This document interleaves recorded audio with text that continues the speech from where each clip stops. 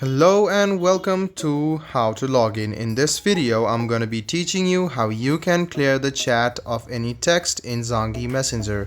So let's go ahead and start the video without wasting any more time. Open the Zangi Messenger app on your phone.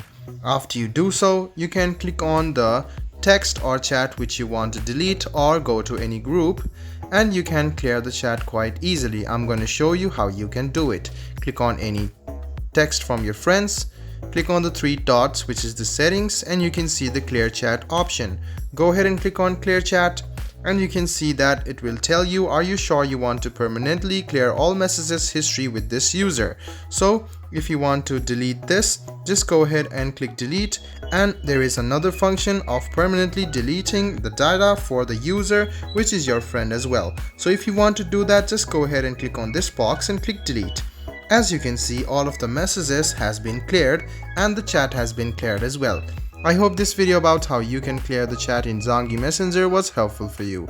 If you still have any kind of confusion, please do mention us on the comment section down below. Like the video, subscribe to the channel, and do hit the bell button for more. Hope to see you in the next video as well. Until then, goodbye, take care, and make sure you enjoy.